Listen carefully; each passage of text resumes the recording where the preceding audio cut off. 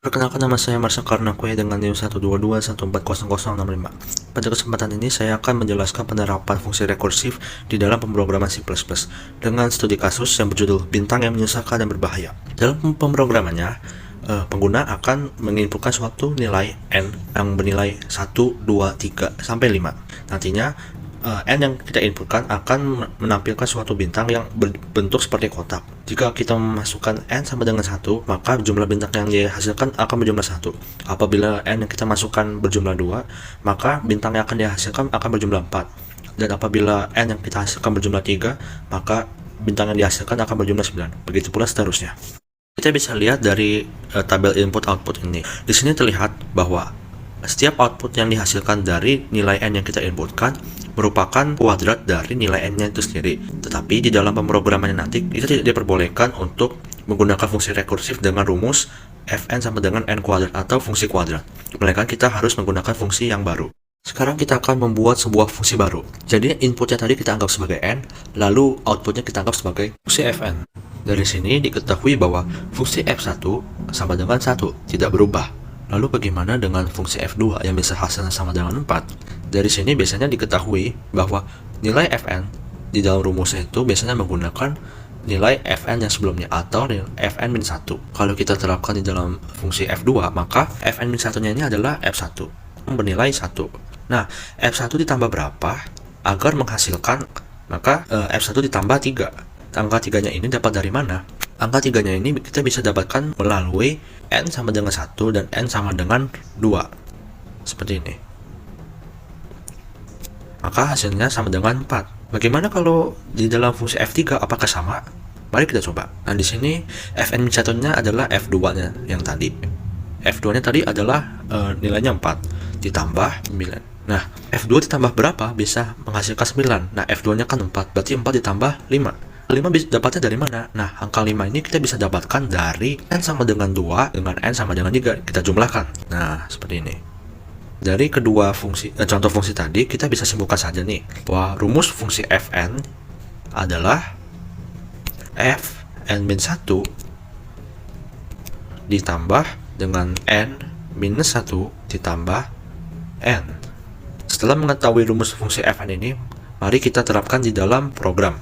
Berikut ini saya akan menjelaskan mengenai alur program C++ dengan menggunakan fungsi rekursif. Nah, di program utama ini, di barisan ke-17, saya mendeklarasikan variabel n yang bertipe integer. Lalu di barisan ke-19, pengguna akan disuruh memasukkan nilai n. Lalu di barisan ke-22 ini terdapat for bersarang. Nah, fungsi dari for ini adalah untuk menampilkan sebuah persegi yang terbentuk dari berbagai jumlah bintang hasil dari inputan nilai n tadi. Nah, di sini ada variabel i dan variabel j yang berfungsi sebagai baris dan kolom. Diset sama dengan 1 dengan kondisi kurang dari sama dengan n. Setelah itu, di bagian baris ke-31, program akan menampilkan jumlah bintang dari persegi yang terbentuk dari nilai n yang telah kita masukkan tadi dengan memanggil subprogram persegi kuadrat yang parameternya n. Kita masuk ke bagian subprogram itu sendiri. Nah, di dalamnya ini terdapat kedua kondisi, yaitu kondisi if dan else. Di bagian if, kondisinya apabila parameternya sama dengan 1, maka akan mengembalikan nilai 1. Apabila kondisinya tidak terpenuhi, maka akan masuk ke bagian kondisi else, di mana akan mengembalikan nilai dalam bentuk fungsi rekursif, yaitu subprogram persegi kuadrat dalam kurung parameternya n-1 ditambah n ditambah n-1. Nah, subprogram ini akan menjalankan program-program yang ada di dalamnya sampai mengembalikan nilai akhir yang nantinya akan ditampilkan di program utama dengan cara memanggil subprogramnya sesuai dengan parameter yang telah kita inputkan tadi. Lalu program akan selesai. Untuk yang terakhir, saya akan menjelaskan output dari pemrograman C++ dengan studi kasus 3 tadi. Pertama saya akan run dulu. Nah, di sini saya diminta untuk memasukkan nilai n sembarang. Misalkan saya masukkan angka 1 dulu. Apakah benar sesuai dengan itu yang saya buat tadi? Ya.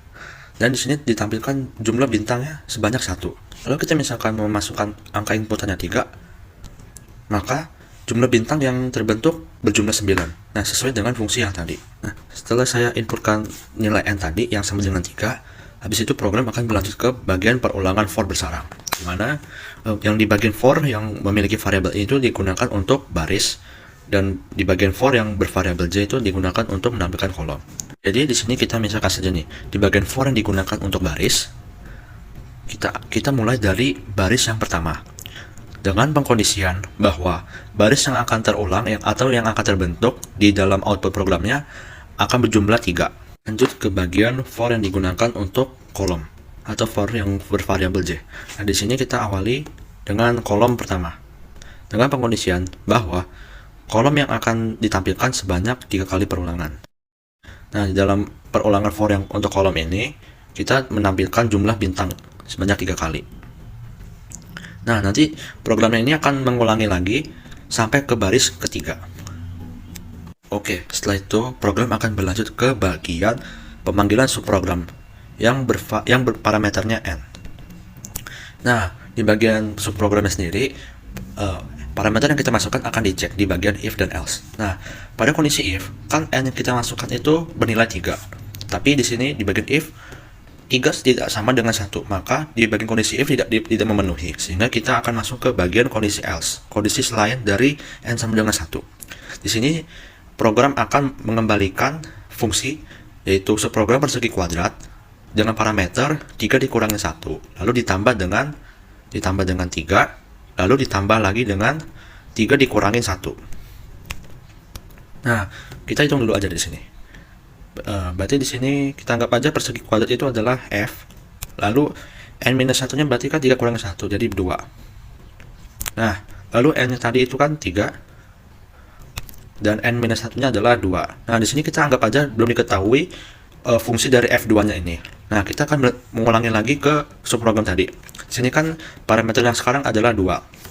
Kita masuk lagi ke bagian if else. Nah, di sini di bagian if kan 2 tidak sama dengan 1, maka kondisi if tidak memenuhi juga.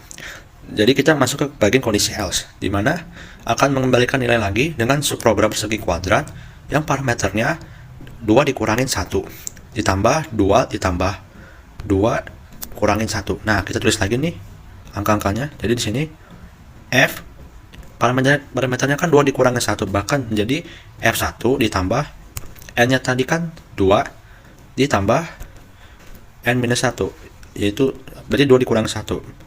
Nah, kita anggap lagi juga di sini fungsi f1 nya tidak diketahui. Nah, kita masuk lagi ke program yang tadi dengan parameter 1. Nah, di sini kita masuk ke bagian kondisi if, di mana n sama dengan 1. Nah, di sini parameter yang kita masukkan kan sama ya, 1 sama dengan 1. Maka kondisi dari bagian if ini memenuhi. Jadi akan mengembalikan nilai 1.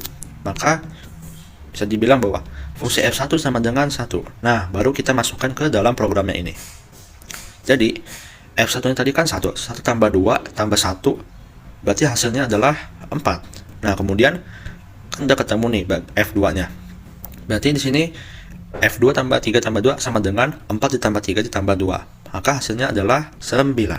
Nah, dari sinilah program akan mengembalikan nilai 9.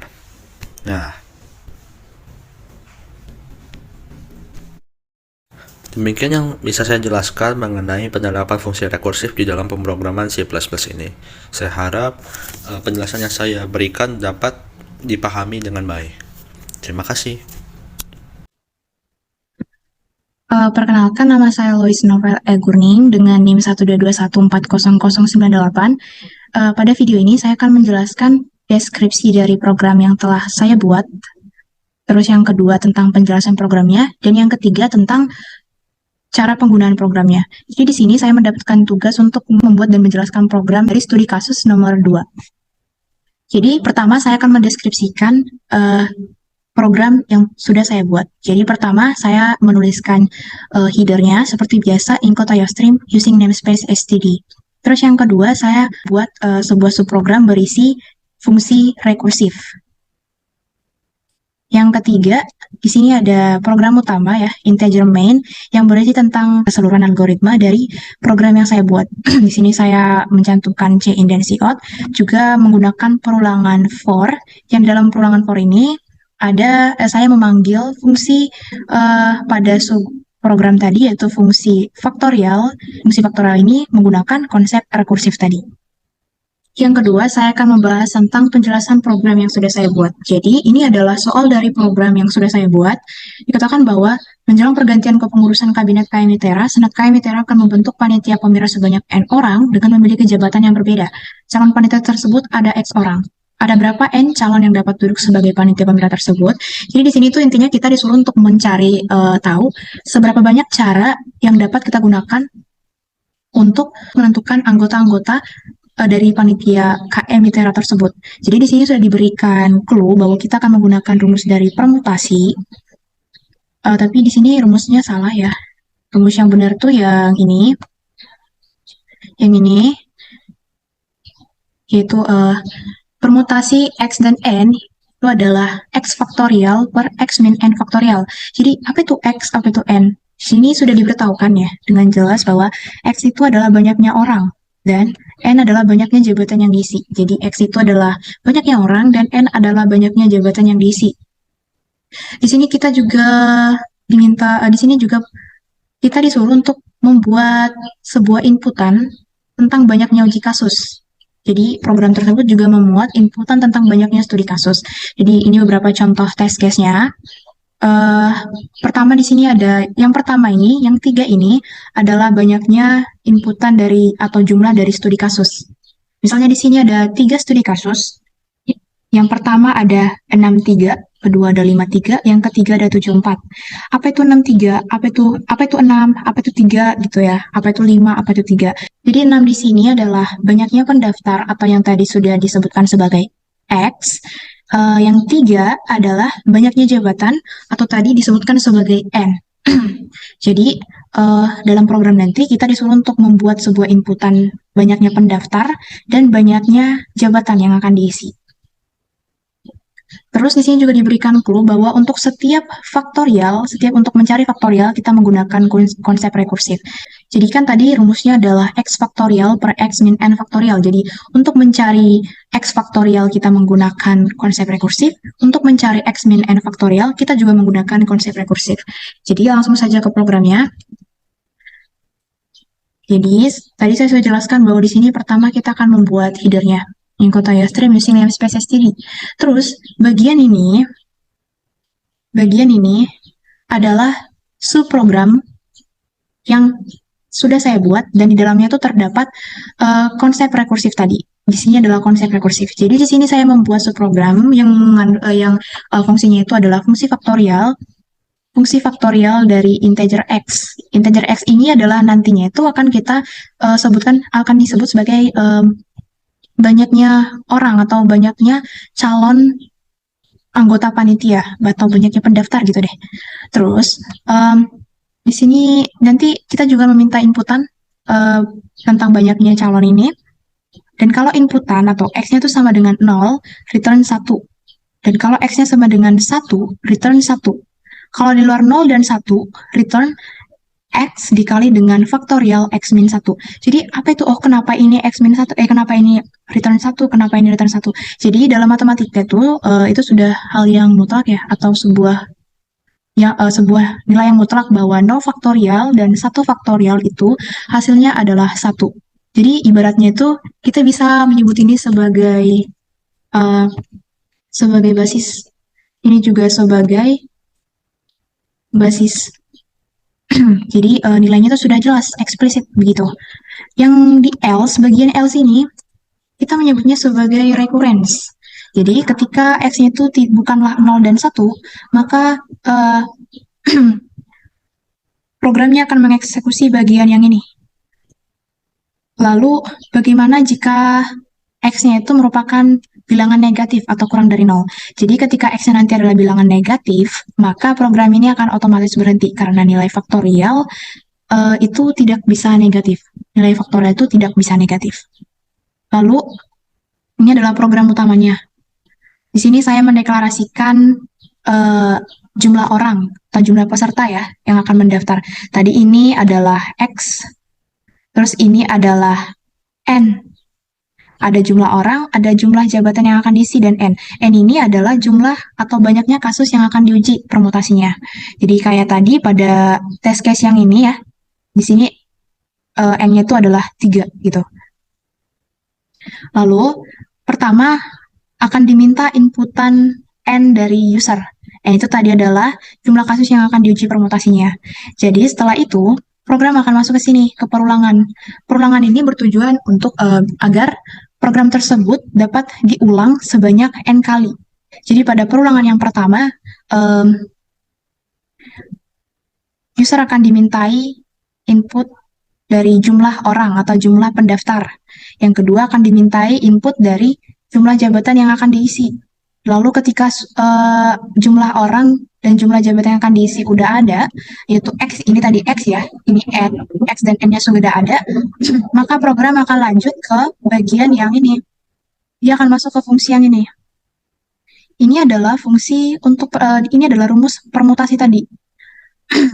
Permutasi itu, permutasi dari X dan N tadi adalah X faktorial per X min N faktorial. Jadi, setelah program masuk ke sini, ke bagian yang ini tadi, dia akan memanggil kembali fungsi pada subprogram yang sudah saya buat di sini. Di sini. Jadi penjelasannya itu seperti ini. Misalnya saya akan menggunakan studi kasus yang ini ya, yang inputannya 2, terus ada 42. Saya akan menggunakan yang ini biar lebih gampang dan lebih menghemat waktu. Pertama saya akan mengompil dulu. Pertama kita masukkan jumlah kasus yang akan diuji permutasinya. Jumlah kasus yang akan diuji permutasinya. Tadi ada 2. Terus yang pertama untuk studi kasus yang pertama itu ada 42 ya di soal tadi. Berarti jumlah calon panitianya ada 4 orang dan jumlah jabatan yang akan diisi ada 2. Lalu di sini hasilnya adalah 12 cara. Bagaimana hasilnya bisa menjadi 12 cara? Caranya itu seperti ini. Sebelumnya kita definisikan dulu bahwa jumlah orang itu adalah X dan jumlah jabatan yang akan diisi itu adalah N, biar nggak ribet. Jadi X di sini sama dengan 4, N di sini sama dengan 2 berdasarkan studi kasus yang ini tadi ya.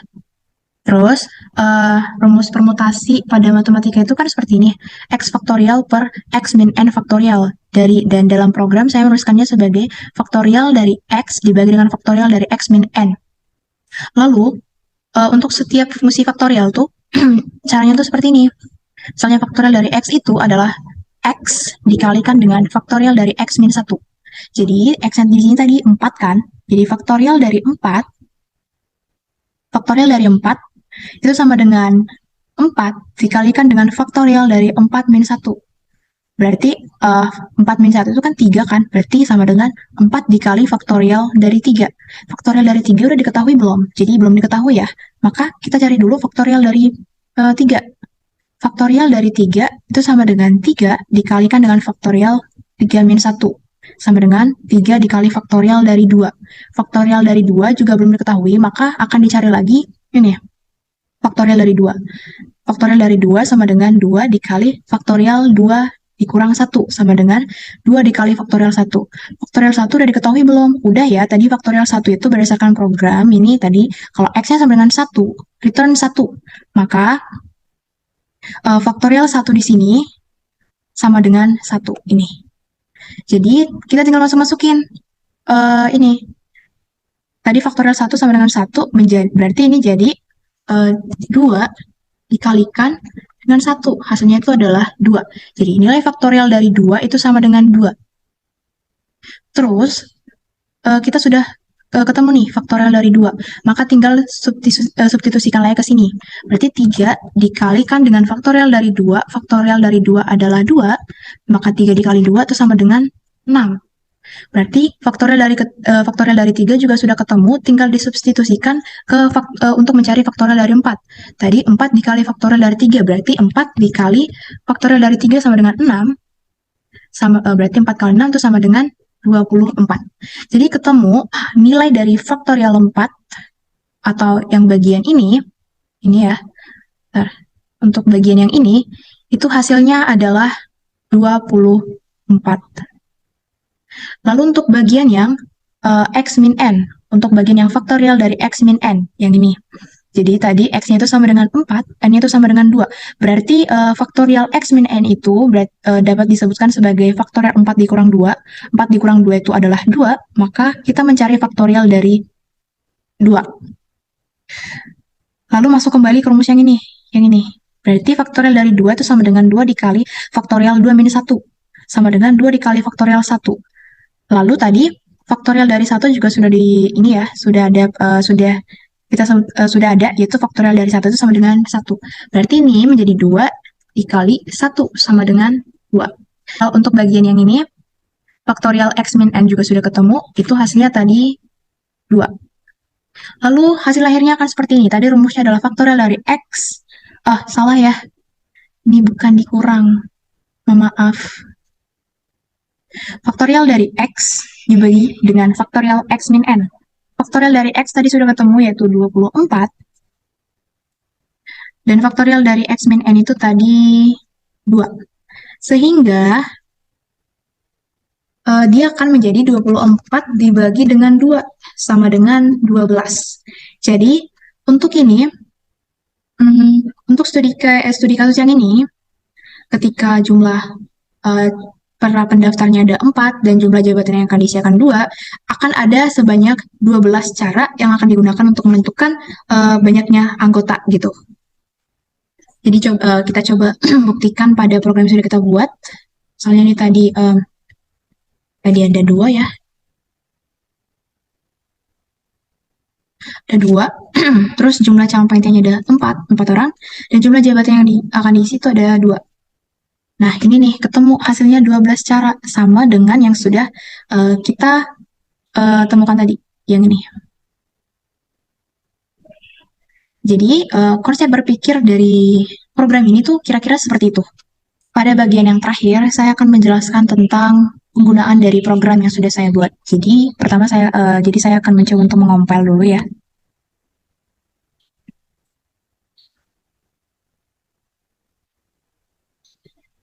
Nah, pertama, pengguna program akan dimintai banyaknya jumlah kasus yang akan diuji permutasinya. Jadi, semisal saya ingin menguji tentang 2 kasus permutasi ya. Saya akan menguji 2 kasus permutasi. Lalu saya akan mengklik enter. Lalu akan dimintai lagi jumlah calon panitia. Jadi ini kayak jumlah ada berapa banyaknya orang yang mendaftar untuk menjadi anggota dari panitia ini gitu. Jadi semisal ada 5 orang yang mendaftar untuk menjadi anggota panitia. Terus yang kedua akan dimintai ada berapa jumlah jabatan yang akan diisi. Jadi ada berapa jumlah jabatan yang akan diisi. Jadi semisal di sini saya akan membuat 2 ya. Ada 2 jabatan yang akan diisi. Lalu setelah saya mengklik enter, akan muncul hasil dari permutasinya. Atau dengan kata lain akan muncul banyaknya cara yang dapat digunakan untuk menentukan calon-calon panitianya. Jadi begitulah penggunaan dari program yang saya buat. Demikian penjelasan saya tentang program dari studi kasus nomor 2. Terima kasih. Halo guys, perkenalkan nama saya Hizkia Kristofita Siaan dari kelompok RB06 dengan NIM 122140110. Saya di sini akan menjelaskan dan menerangkan bagaimana penjelasan tentang studi kasus yang pertama. Nah, di sini saya dengan kelompok saya sudah membuat kodenya. Demikian, pertama-tama kita membuat dulu headernya atau include stream dan using space std. Kemudian kita membuat subprogramnya. Nah, di dalam subprogram ini kita mencantumkan fungsi rekursif sebagai tugas kita pada kali ini. Nah, kemudian kita ada main program. Nah, di dalam main program ini kita terdapat di sini code yang untuk memanggil nilai n. Nah, kemudian saya akan membahas studi kasusnya. Nah, studi kasus 1 adalah Budi yang terhobi terlambat ke kelas. Pada pelajaran algoritma pemrograman, Budi datang terlambat. Kemudian dosennya memberikan tugas untuk menyelesaikan suatu permasalahan dengan menggunakan rekursif. Keesokan harinya pada pelajaran matematika, Budi datang terlambat ke kelas lagi dan Budi mendapat hukuman dengan tugas menyelesaikan 100 soal faktorial dari dosennya. Budi dapat menghitung faktorial, namun karena jumlahnya terlalu banyak, dia jadi kesulitan.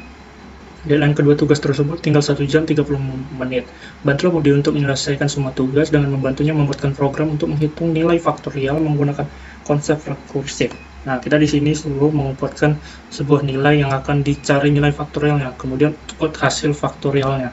Nah, ini terdapat contoh inputnya 1 dan outputnya 4, terus input 4, output 24, kemudian ada input 6, output 720, kemudian ada input 10, output 3.628.800 dan 15 demikian. Nah, kemudian kita masuk lagi, kita akan menjelaskan dulu programnya. Nah, di subprogram kita ada memiliki percabangan percabangan dimana if n sama dengan 0. Nah, kenapa if n sama dengan 0 itu faktorial n ya, dari faktorial n. Nah, kalau jika n nya sama dengan 0 return 1, maknanya 0 faktorial itu sama dengan 1 karena 0 faktorial itu merupakan ketentuan atau basis dalam faktorial. Kalau 0 faktorial itu sama dengan 1. Kemudian juga n sama dengan 1, return 1 itu sama juga merupakan basis bahwa 1 faktorial itu 1. Kemudian di else kita memiliki fungsi rekursif yaitu return faktorial n kurang 1 dikali n. Nah, kemudian kita masuk ke inti programnya. Nah, di inti program kita mendeklarasikan inputan n. Nah, n ini dimana n ini adalah bilangan yang akan kita faktorialkan di input ini, misalnya 4 gitu. Kemudian kita akan menginputkan n. Nah, kemudian saya sini sedikit menambahkan code biar ada variasi. Kemudian kita memanggil nilai faktorial dari n adalah yang kita inputkan, kemudian faktorial n. Nah, faktorial n ini adalah kita panggil subprogram yang kita telah buat tadi. Nah, tuh. Kemudian misal yang kita inputkan tadi 4. Nah, dalam matematika atau dasar ya, 4 faktorial itu sama dengan 4 kali 3 kali 2 kali 1. Nah, kalau 1 faktorial ya sama dengan 1 karena nggak ada yang dikali. Kemudian 6 faktorial sama dengan caranya dengan 4 faktorial itu 6 kali 3 kali 2 6 kali 5 kali 4 kali 3 kali 2 kali 1. Kemudian 10 juga demikian sampai selesai. Nah,